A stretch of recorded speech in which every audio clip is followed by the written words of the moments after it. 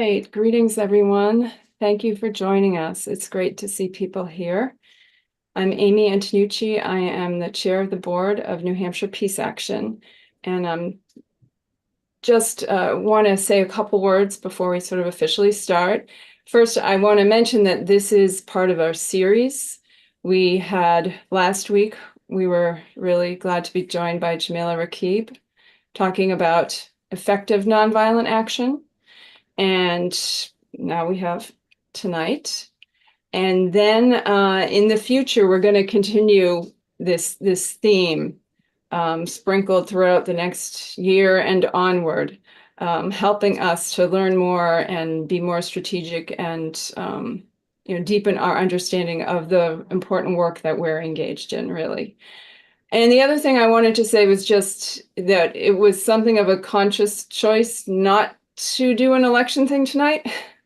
We will in 2 weeks, but we thought it would be really actually healthy for us all to have a space to talk about some things that are larger picture, some things that are going to be true and necessary no matter what happens this election or next election or the next one, the kind of work that we're committed to in all instances. So again, we're really glad to have you with us.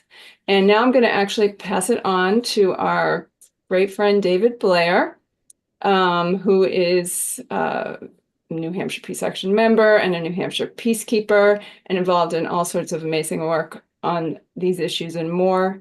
And he is going to act as host tonight. So thank you, David, and I'll let you take it. Thank you, Amy, and greetings, everyone. I'm very happy to be sharing this space and time with you tonight. Can't think of better company at this moment. For over 40 years, New Hampshire Peace Action has been educating, mobilizing, and organizing to build a more peaceful and just future for all. A future based on cooperation instead of competition and conflict. A future where mutual benefit and shared security lead to a more peaceful and just global community.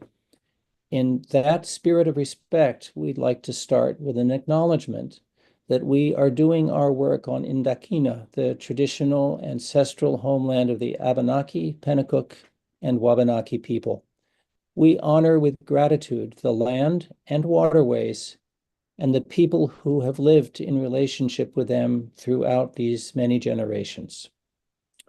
A quick reminder on our Zoom guidelines, we love it when you keep your video on, but we will keep audio muted to start with. You can use the chat to ask questions, and at the end of the talk, we will take raised hands and questions then. It is my great pleasure to introduce our two speakers tonight.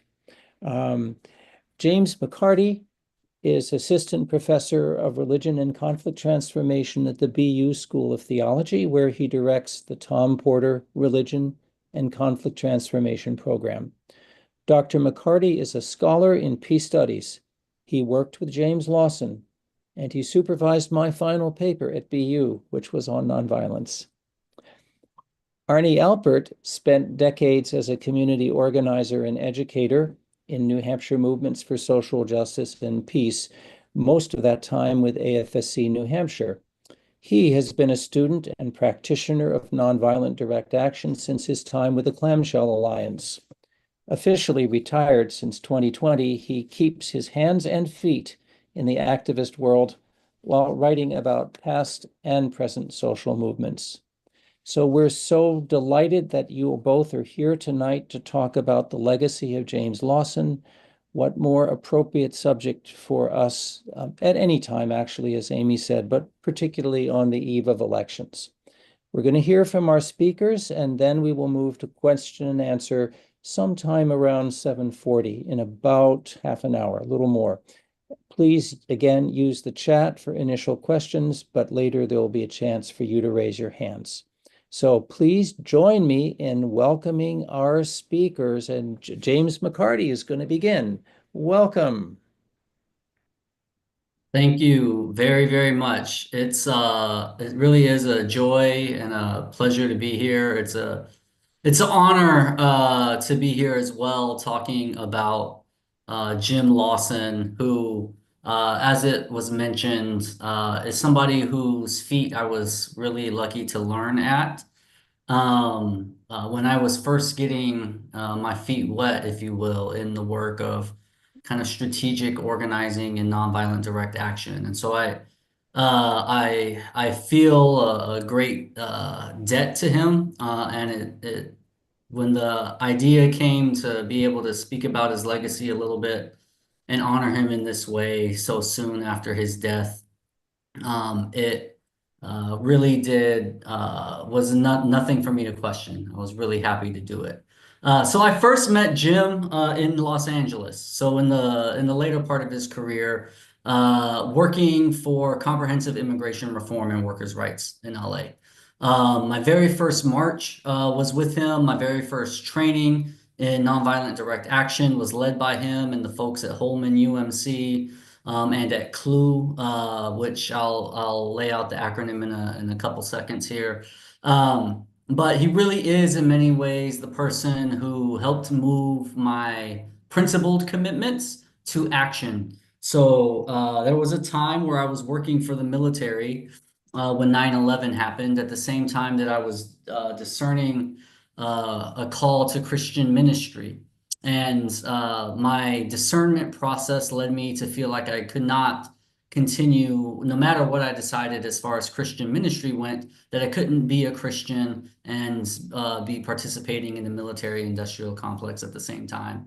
And so I left that job, but a lot of that thinking for me really was in the head.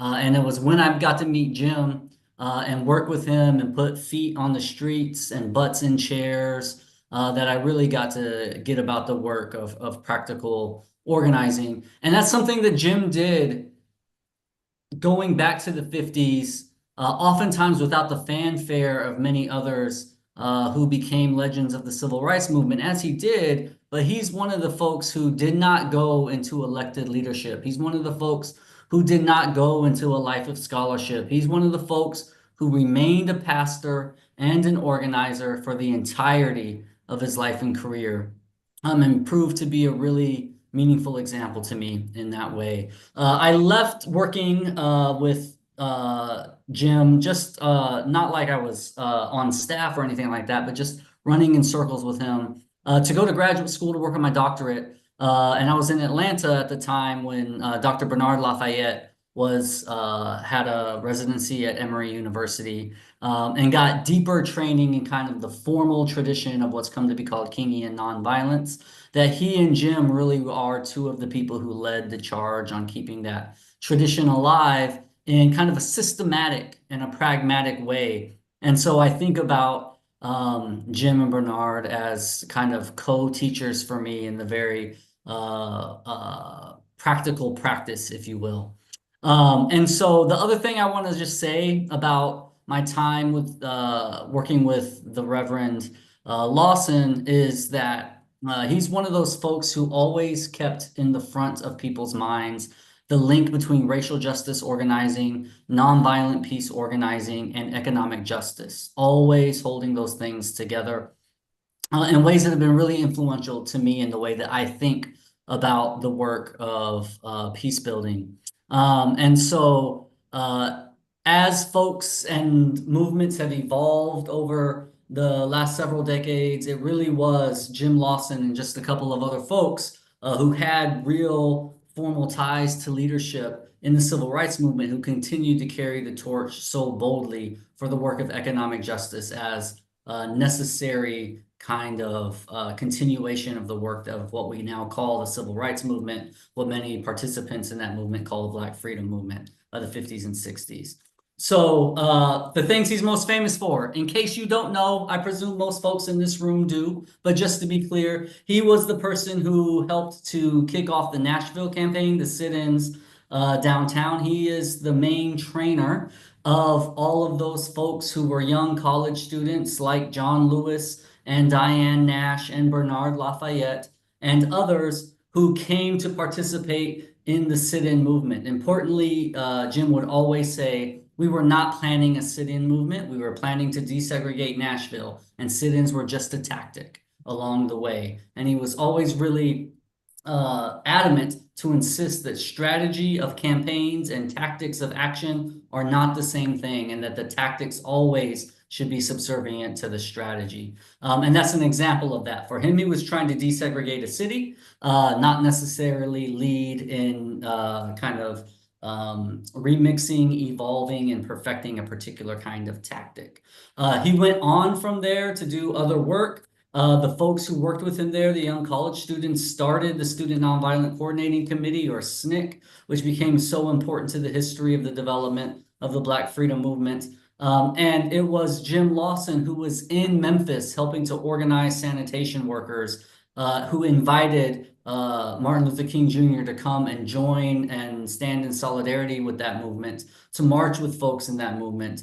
And the invitation came from him, actually, to be there in that city when King was assassinated. But was working with King from Nashville all the way, really from before Nashville, all the way to Memphis. And both shared this deep commitment to linking work for economic justice and racial justice, as it showed up in that Memphis campaign, in King's initial planning for the Poor People's Campaign and the like. Eventually, Jim moved west to California. He lived and worked in Pasadena and Los Angeles, helped to organize multiple unions, the Los Angeles hotel employees and the restaurant employees International Local 11, as well as was a founding member of Clergy and Laity United for Economic Justice, otherwise known as CLU, which is how I got connected to Jim and the work that he was doing. CLU was a multi-racial, multi-religious organization devoted to building the movement for economic justice. This is really important to him, to talk about building a movement, not just participating in one particular action or protest, or to think of himself as an activist, but more as somebody who was a movement builder. And in the context of Los Angeles, that showed up beyond kind of working with labor unions, also specifically working toward more and more migrant worker rights, and was actually involved in the helping to plan and implement a one-day migrant worker strike in the city of Los Angeles while I was there, which really shut down a good portion of the city that day, to highlight how dependent upon migrant workers the city of Los Angeles really was.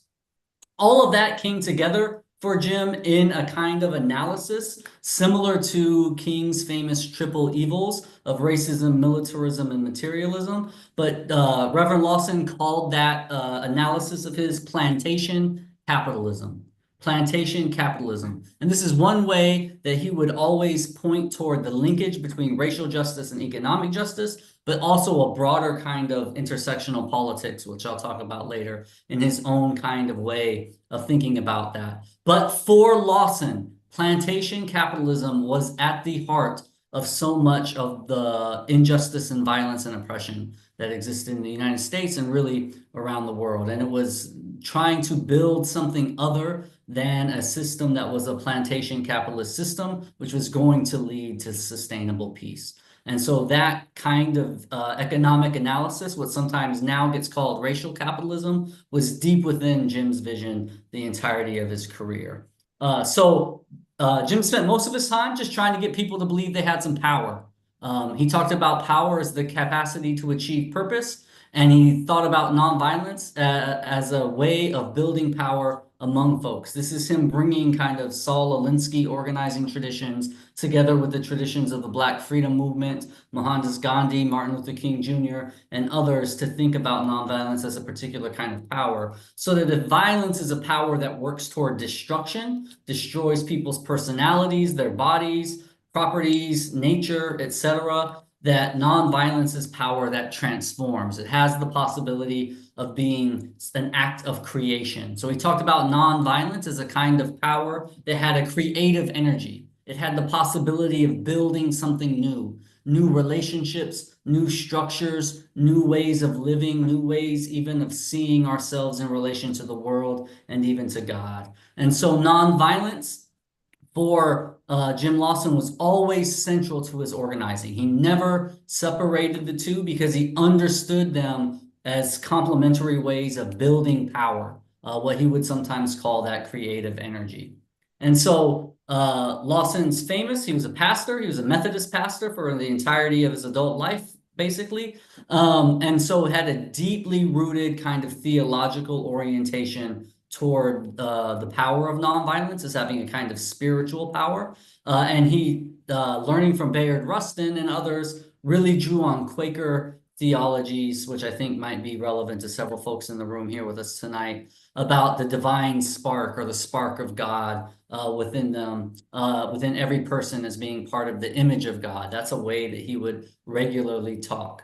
And he also did something a little bit like what Bernard Lafayette has famously done. I believe several folks in this room have participated in his trainings, where Lafayette has kind of 6 steps of a nonviolent campaign. Lawson had 4 steps of a nonviolent movement, but both of those traditions rooted in the same kind of practice. And so for Lawson, that looked like focusing in on place and issue, the importance of trying to do the work of working within and through systems before moving to direct action to try to negotiate something within the rules of democracy. And when that fails, then being ready to take up a direct action. And in the process of that negotiation, being very clear to the folks that you're negotiating with, if you're not willing to do this with us, we will now activate a campaign, and kind of letting folks know ahead of time that they're about to be facing some real trouble. And then also doing the follow-up work after, the analysis, the reflection, and kind of the thinking about next steps. And that this is 4 steps that continue to happen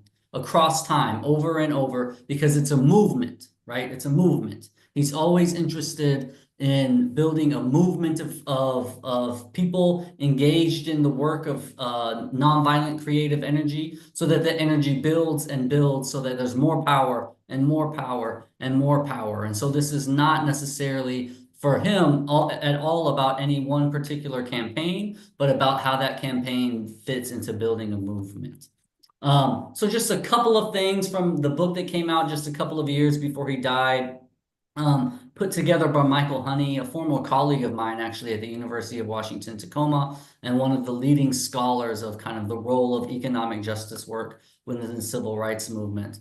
And I thought this quote was just really apropos for the world we live in today. Lawson writes, "No matter what happens in presidential elections, only the people together can make the changes that will forge a new political order and a different perspective of ourselves." And I think this is really relevant to how we might be thinking about our work here. I think it's really important that a certain someone doesn't win the presidential election this year, and that the House and Senate go particular kind of ways. And I also know that the person that I cast my vote for said that they hope to build the strongest, most lethal military in the world and be ready to use it at the drop of a hat. And so really, no matter what happens in presidential elections, this movement of creative energy, of a new kind of power rooted in nonviolence rather than the violence that destroys, really is not tied to these particular kinds of electoral outcomes, but is about people coming together and forging new ways of living with one another. And for Jim Lawson, that was really important.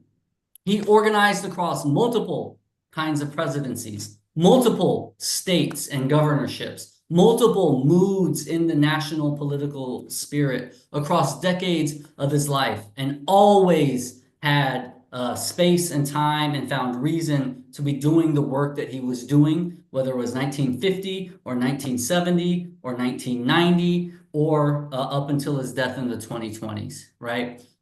That kind of power building was not dependent upon electoral politics, and this is really important for him. Similarly, Lawson pushed folks, and this is where I think organizations like New Hampshire Peace Action and others who really have kind of an insight that sometimes is missed by folks who get really in the weeds of local organizing, is this idea that we recognize the ways that the experience of violence and injustice anywhere is connected to the violence and oppression that is experienced by folks in other places, right? This idea of a great world house, if we can use some Kingian language, was something that really did drive Lawson and others. Famously, he went to India after getting out of prison for refusing to be drafted into war, to learn from Gandhi and bring those lessons back, which is one reason he was recruited by the Southern Christian Leadership Conference and King himself to help build the skills necessary to implement this kind of movement, because those movements were connected to one another. I think we see a resurgence of this in the last 5 years or so in the US activist world, and particularly among young folks. I think about the work that was happening in 2018, 2019, 2020 around radical transformation of the prison industrial complex, even up to prison abolition, and the energy, which I don't know we've ever had this much energy in the country before, around folks organized around trying to get freedom and human rights for Palestinians, right? And I think those things get connected together. We see that explicitly in thinkers that are referenced in the organizing happening in those spaces. For example, Angela Davis's decades-long work at the intersection of those things. But it's one space where I do think we see folks beginning to make those kinds of connections that were so central to the way that Lawson thought about his own organizing and of nonviolence as really creative energy, if you will. And then a call back to King's famous Beyond Vietnam speech. Lawson really always had he always wanted to come back to forms of power and how that's distributed, including economic power, and here including literal federal budget monies, right? Thinking about the ways that we allocate our federal spending and ways we could do it differently, and the kind of society that we would build. So I highlight this quote just to make the connections clear again, that Lawson is carrying the work of a time and a movement, one of the most successful movements in the history of the world, forward into later organizing work that he was doing. For example, linking resistance to the war in Iraq to comprehensive immigration reform and migrant worker rights when I was working with him in Los Angeles in the early 2000s. So those are just some of the direct quotes. I just want you to see his words. And so what's the so what? What's the so what for tonight? One, Lawson in that book, Revolutionary Nonviolence, his first recommendation is to begin where you are. Focus, right? If we think about those 4 steps, focus. Get something local that you can pay attention to and work toward what he called a revolution of convergence. So what did he mean by this? This is a place where Lawson, for a long time, was really a cutting-edge thinker. And this is what I was alluding to earlier about his own kind of intersectional politics. He talked about it as convergence, but he always named sexism as a form of violence that nonviolence must be concerned about. He talked about homophobia. He talked about environmental injustice. He talked about nuclear proliferation. And he talked about racial justice organizing, and that all of these things come together, are interconnected with one another, so that he could say something like, we could reallocate federal spending to address these kinds of justice issues, if you will, as a form of nonviolent creative energy, right? And so for him, it's always important that we're making connections across issues in the United States and across kind of global questions of violence and justice. He recommended that each individual person become a center of resistance yourself. That this is where the spirituality of nonviolence comes in. Nonviolence is a tactic in a movement. It can be part of particular campaigns, which he cared deeply about, but it also was this spiritual kind of position in the world. And that if you could kind of come to a place where you're embodying that, you then become the center where these things can begin to converge. And we all kind of become little hubs of nonviolence, is a way that he would sometimes talk about this. And so what does that look like? It looks like organizing. And he closes his book, Revolutionary Nonviolence, really the only popularly available book he ever wrote, and he didn't write it. He got a bunch of people together who edited his words with him and interviewed them because he was too busy organizing folks to write books about it. What he ends with is say, now start having one-on-ones. Start having the conversations with people to help them see how their interests converge with other people's interests so that they can become centers of resistance, and then those centers can converge, and you begin where you are and it radiates out so that something like desegregating Nashville can be part of kicking off worldwide global revolutions. He famously was really connected to the nonviolent revolution in Poland, for example, and it emerges directly out of this. So for him, it's really important you start with the spirituality. You be a center of resistance. So he would famously say, if you can't commit to nonviolence, don't show up to the march.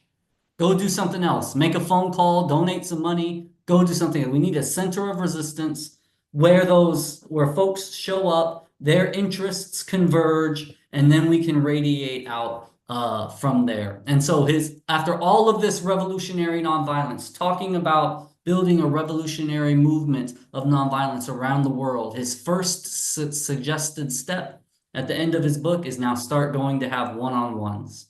Go organize people where you are. And so that's the so what.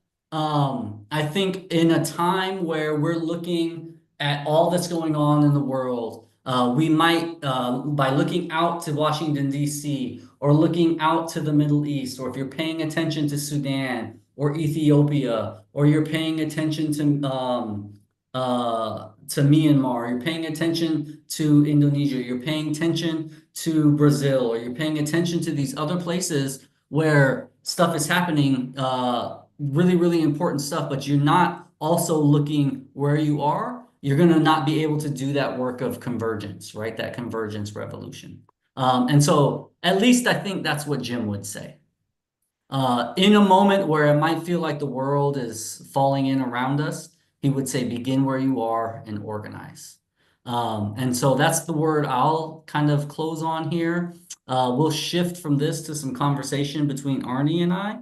So I hope the questions are starting to bubble. And we'll talk a little bit more about that particular legacy, maybe a little bit about what Lawson's particular legacy from the civil rights movement is, but then also thinking about the life and witness and legacy he leaves for what it means for us today. So I'm going to stop my share. And then let Arnie kind of lead the conversation for a little bit. All right, great. Wow, thanks, Jimmy. That was fabulous. I learned a lot, and I want to thank you for that. And also thank David for the introduction, and mention just in terms of, I think a lot of people here know me, but just to mention, if you don't, that I've also been involved in the labor movement for quite a long time. And I've been involved with nonviolent education and training since 1977. And never really stopped doing that. So it's all of this stuff comes together, and Lawson is a great example for me. One of my favorite, you've got your quotes there, Jimmy. One of my favorite quotes from Jim Lawson was in a fabulous documentary series called A Force More Powerful, where there's a segment about the Nashville movement. And in that, Lawson is quoted saying, he says, you cannot go on a demonstration with 25 people doing whatever they want to do. They have to have a common discipline. And that's a key word for me. The difficulty with nonviolent people, present company, perhaps. Anyway, the problem with nonviolent people and efforts is they don't recognize the necessity of fierce discipline and training and strategizing and planning and recruiting and doing the things that you need to do to have a movement. That can't happen spontaneously. It has to come systematically. So you mentioned, Jimmy, that you went on marches with Jim Lawson. Now, he wasn't against marches, but he says in the book there that he thinks of marches as being kind of weak. So, I mean, sometimes, again, it's very instinctive for us. When something bad happens, we make some signs, we organize a march, we have a vigil, we bring our candles, maybe I hope we sing some songs. But Jim Lawson would say that's not necessarily strategic. What he talks about is the need for protracted struggle and the need to develop campaigns. So I wonder if you could say a little bit more, Jimmy, about how how he envisioned that and how he helped people to move from just kind of from their outrage or whatever it was that was getting them to come into being able to put themselves in a position where they weren't just reacting instinctively and going out in the streets. Yeah, thanks for that. I'm one of the ways you know what a teacher teaches is by listening to what their students say about them. And I have heard multiple interviews from John Lewis, from Bernard Lafayette, from Diane Nash, and from others who participated in the Nashville sit-in movement. And their demeanor changes, their face lights up, and they tell the stories of the training sessions that they would have in which they would really experience in their bodies potentially what they would face by participating in a sit-in. They had people dump food on them to prepare, to curse at them, to use racial slurs, to push and shove them, to get physical with them, to see if they had it in themselves to be able to be disciplined enough to participate in the sit-in movement. And you would see folks, I mean, you watch these interviews of the folks who participate. I mean, they literally light up and laugh and have warm memories of this because they were participating in I mean, this was basic training for them. So you'll hear several folks say something like this. You'll hear Gandhi and several of his disciples say this. You'll hear Lawson and his disciples say this, is you've got to be just as disciplined as the police or the military training is if you're going to be participating in kind of nonviolent action. And know yourself, know who you are. If you can't do that, you have a different role to play. You go pass out the flyers. You don't show up for the kind of thing. So one thing I think about the discipline piece of that. The other thing, when you talk about marches, it's really fascinating. One of the things that I think sometimes happens is we too easily get enamored with tactics, right? And so we've got the repertoire now, right? We know kind of the things that have been successful in the past. And so for all kinds of good reasons, we want to draw on them. But it's really important to, if we think back to Nashville, right? If we think back to Nashville, the goal was to desegregate the city. And through a really focused analysis, talking to college students, for example, Diane Nash from Chicago comes down, experiences discrimination in kind of retail establishments as a particular kind of affront to her dignity, right? And you hear this story from several other college students, Black college students who come down south to go to HBCUs, to go to college, coming from Chicago or New York or Gary, Indiana, or wherever they might be coming from. And that particular experience being especially troublesome for them. And so Lawson helps them to then target, to focus on that particular experience. Now, what would it mean to address that as one step toward a broader desegregation of the city? And so the tactic they come up with after some social analysis and thinking creatively is the sit-in, right? It's not the march. It's not the protest. It's not organizing the union at this point. It's the sit-in, right? And the sit-in is well fitted to that particular context and that particular issue.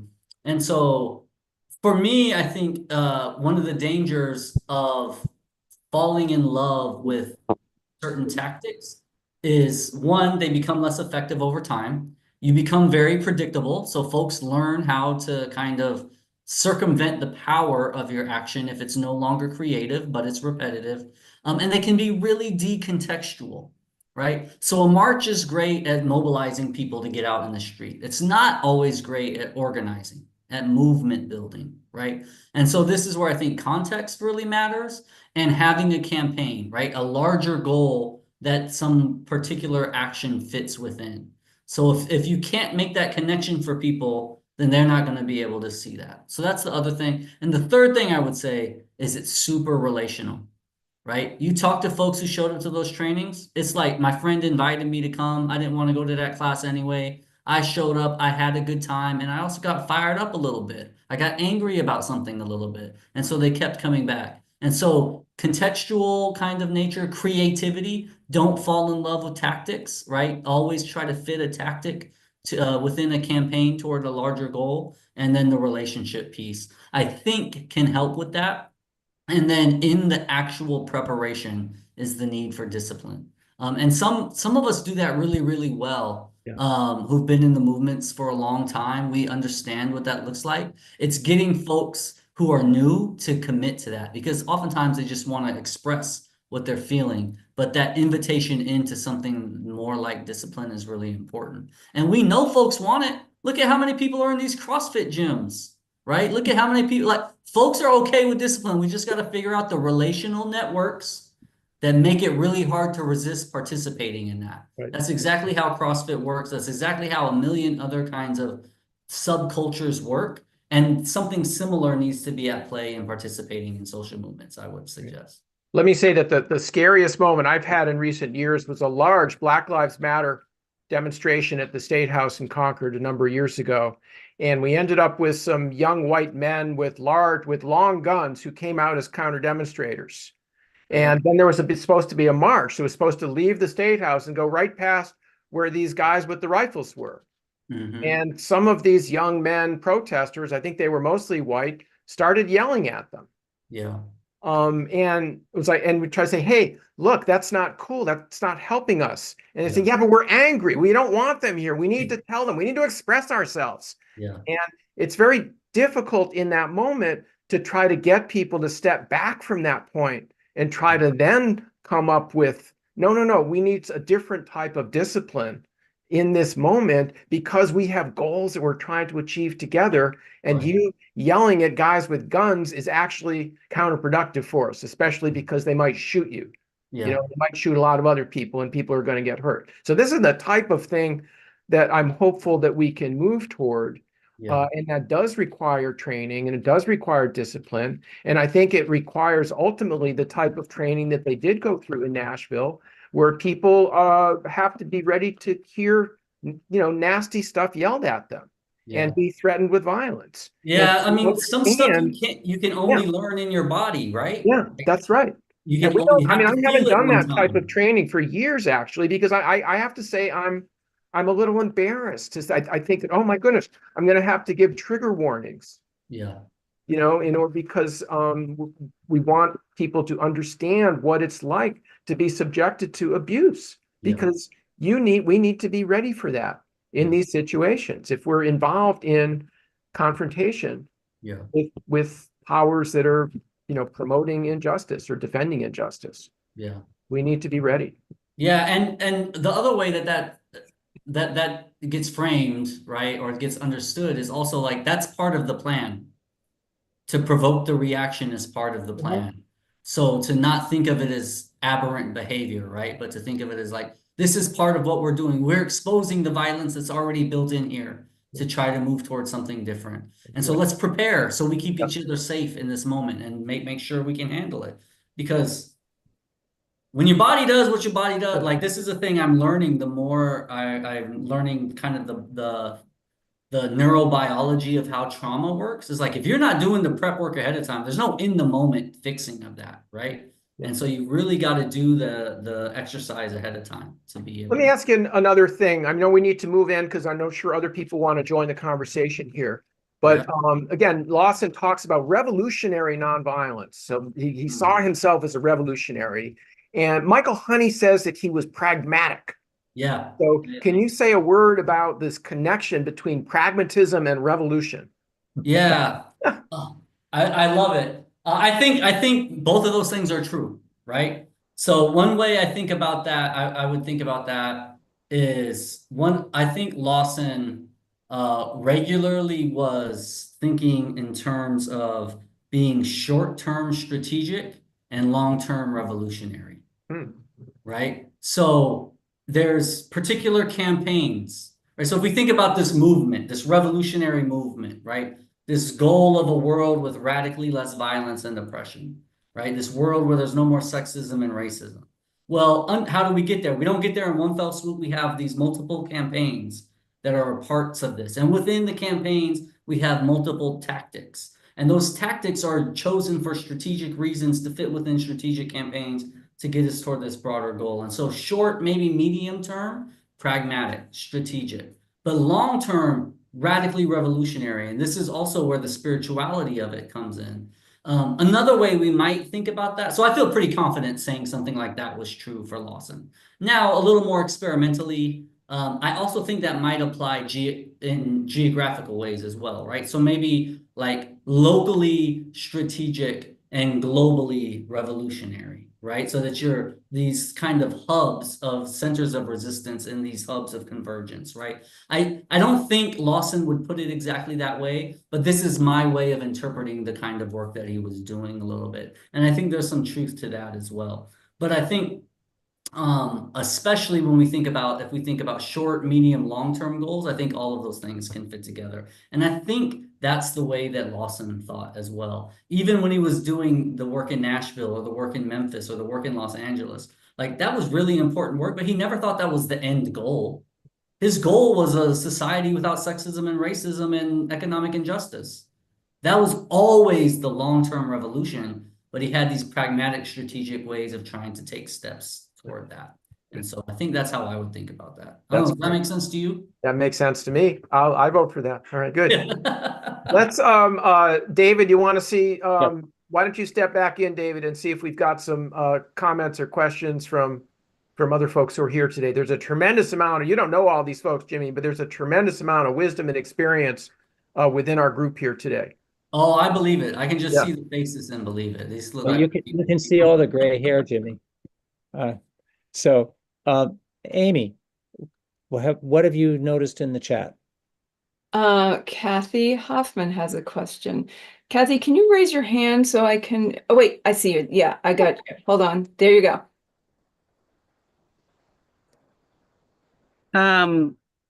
Nice to see you, Arnie. Hi, Kathy.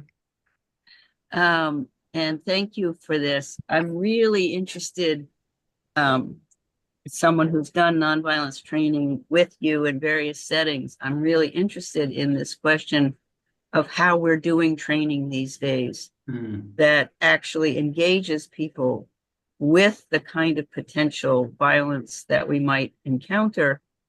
And I did the training for the Gaza flotilla in Budapest in last spring. And for people who are getting on the flotilla and trying to tell them that being confronted by the Israelis where they needed to be passively resistant for their own lives was really, really hard.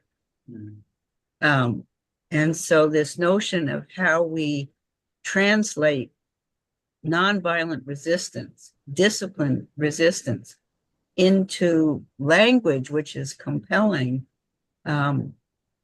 And I also have stopped doing some of the hassle lines because people were saying this is too triggering. And it's like, well, yes, but part of the reason we want you to confront this is if you find yourself with a police officer yelling at you and that's triggering you, we don't want you in that situation. But anyway, I just feel like it's complicated today. And even, I mean, I feel particularly with Trump and all, that nonviolence is more fiercely revolutionary than it ever was. But I'm really curious about how both of you are trying to convey that and work with that. Well, I mean, I think we'll see, Kathy. I mean, I don't know. I mean, but I think that one of the challenges that we may face is that should Trump get elected and try to do the things that he says he's going to do, we will experience fear. We will experience, wanting to just hope it passes. We'll also have various types of resistance that will emerge. And I hope that much of it is disciplined and nonviolent, but I also expect that there will be resistance or people who advocate resistance, which is other than nonviolent. Now, I know that James Lawson, maybe Jimmy, you could say more about this, but he really thought that nonviolence really did not coexist with other than nonviolent strategies. So that I think that will be a challenge we will face. I'm curious, Jimmy, what you think about that.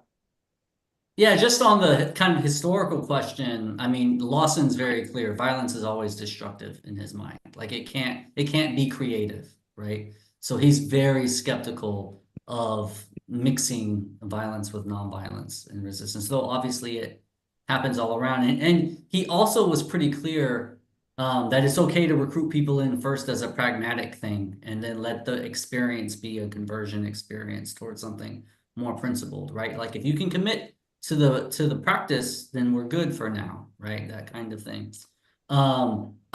As far as like the kind of embodied training, we just do know more now about how neurobiology works for folks, and the ways that experiences like having a trauma response can shut down certain forms of agency in the world. Like we do know that, but we also know that you can learn resilience so that you're not experiencing that, right? And so this is where incorporating lessons from folks who are, well trained in being trauma responsive or something in the way that we build up resilience is really important through the kind of training experience. Exactly what that looks like, I think looks different in different spaces. I often find myself in restorative justice spaces. So it looks certain ways there that I think would look different, say, if you wanted to go shut down some kind of government function. So I don't want to totally just act like those context matters to me, right? So like the different context would be different. But the other thing that I would say is being clear about all of the different ways folks can participate, even if they're not on the front lines. This is part of what happens with kind of like spontaneous or really quickly put together protests. Things like marches, which may not actually be that strategic or tactical in some instances, because they can activate people really quickly. It gives them a thing to do, folks like that. But you got to have all this other stuff happening around to make that sustainable and long term. And that's where folks can get invited in to participate in other ways of being a part of the movement without having to be the frontline people in the movement. But everybody thinks to be engaged in this kind of work is to be on the front lines. And I just don't think that's always got to be true. And folks have to be ready to kind of know themselves a little bit. And the folks who are doing the organizing need to be disciplined and not falling in love with bigger numbers of people on the front lines and more around being kind of strategic in the building of a campaign. But that gets, you got to know your people for that too. Yeah, good. But I like that idea of always figuring out how to welcome people in. You need that entry point for folks, and it might be the march, it might be something else. But yeah. Good. What else we got there, Amy? Joshua, you had a question. Josh, Could can you you unmute unmute? yourself, please?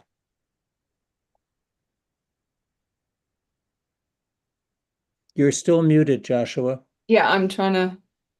I see. You're trying to unmute him. Thank you, Amy. Well, I don't know. There you go. All right. So I may be on like two things here. I couldn't find the share button. Yeah, I couldn't have the raise hand. So let me see if I'm hearing myself, which is very difficult. I have a very specific question about if you know the details of Lawson's expulsion from Vanderbilt for the lunch carousel sit-ins. I'm not in the weeds on that. As somebody who's at BU School of Theology as a faculty member, what I do know is that after the expulsion, he went and got his degree from BU. So we like to brag about that. But Can you hear me now? Yeah, we hear you, Josh. And Josh, I know I've read about it, but I don't remember where. Oh, he took his headphones off, so we can't hear him now. Joshua is muted again. Can you hear me? Oh, there we go. Yes. Okay. I have a very specific reason for asking that and something for the group to consider, because I think that protesters are getting threatened with expulsion now for protesting the war. are being told their major sin is violating a campus rule about having a tent or something like that. When, if you look back at Lawson's expulsion from Vanderbilt for organizing the sit-ins at the lunch counter, 50 years later, the chancellor who expelled him when he was 101 years old, the chancellor gave him a distinguished professorship and apologized for that expulsion. And I think if we think about the hierarchy of crimes, let's say the UNH protests that I witnessed, the hierarchy of crimes was, of course, what's going on Israel's part in Gaza and beyond. The second crime was a hate crime committed by the governor of New Hampshire, calling all the protesters as engaging in pure evil and pure hate and 100% anti-Semitism, and sending riot troops with weapons of war to confront peaceful protesters.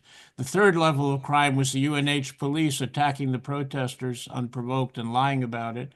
And way, way, way, way down was the protesters who might have stayed overnight, which they did not yet do.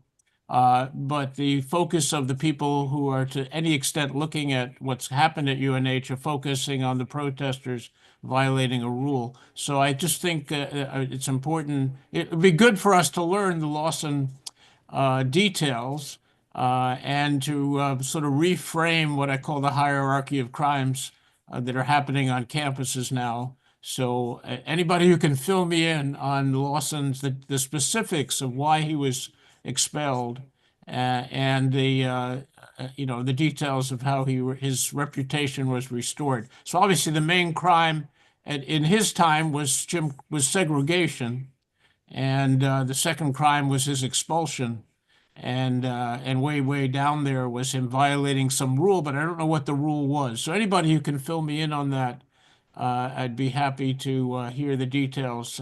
My email is prof.joshua.meyerowitz, name on the screen, at gmail.com, or you can find me on UNH2 at UNH.edu, just joshua.meyerowitz at UNH. But I see the Gmail much faster. So that's sort of a comment combined with a question. But thanks, Joshua. Amy, if we have time for one more question, I think, if you've received one. I don't have another one right now. Let's see. Okay, here's one. Yeah, Karishma would like to know, can you please talk about a comment made by Israel's Director of Policy and Political Military Affairs? We don't do Gandhi very well. I have no idea if you'll know about this or have a comment on that, but she's wondering. Yeah, I don't know that person. I don't know the context exactly for that, but I do know that there are Israelis and Palestinians who have been practicing nonviolence and trying to do Gandhi, trying to do King, trying to do Lawson for years now. And we've had the honor of having many of those people present with us for New Hampshire Peace Action Zoom meetings and in person. So that's what we can say. Jimmy, do you have anything you'd like to add to that? No, I just Googled it now. I'm going to be looking into it and figuring out what the heck's going on with that. But I just echo some of the most important work around the world around thinking about nonviolent action, especially it's been happening in the West Bank around trying to protect people's homes and stuff like that. So just want to name that folks are on the ground doing that kind of work. That's right. Karishma's hand is up. Maybe she wants to say a little more about the quote. Karishma, want to follow up there? Hi, Amy, and hi, James. So that quote is from a major general. It was basically saying that anyone who has tried to run a nonviolent movement in the West Bank and Gaza have been deliberately sniper shotted and killed. It was not. This person is not part of the peace movement. He's a major general in the IDF. So that was basically, I don't know if the British were kinder to Gandhi's movement in India than the IDF has been to peaceful protest, the peace movement in Israel. Right. And the IDF neither is it friendly to violent protest. So, I mean, I think, again, part of the point here is that engaging in nonviolence, especially in a situation like the one in the West Bank and in Gaza is one in which you are exposed to risks. And then the question is, how can we do that in ways that are strategic? How do people build community? How do people build the skills? How do people have the support? And what gives people the courage to take on those kinds of actions and be willing to take those risks upon themselves? Yeah. And it's, how, part of it is how do we deliberately create the context in which miracles can occur, is one way I like to look at it. Nicely put. I'd like to wrap up now. Both Jimmy and Arnie are willing to stay a little bit after we finish, but we do like to end at 7 for those of you who, because that's our commitment. So I'm going to do the closing and then stay on if you'd like to have more conversation. So we are very grateful again for our two speakers, and we hope that you will stay in touch with New Hampshire Peace Action at nhpeaceaction.org and on Facebook to learn more about what we're working on in upcoming programs. Here are a few of them. There are 3 vigils coming up in the next little more than a week. These are Ceasefire Now vigils on Wednesday, November 6th, from 2 to 3 p.m. at Representative Pappas's office, 660 Central Avenue in Dover. On Thursday, November 7, from noon to 1, a vigil at City Plaza in Concord, New Hampshire. And on Wednesday, November 13, from 2 to 3 p.m., Senator Shaheen's office at 340 Central Avenue in Dover, New Hampshire. Again, all of these are on the Peace Action website. Our next Peace and Justice conversation will take place 2 weeks from tonight at 7.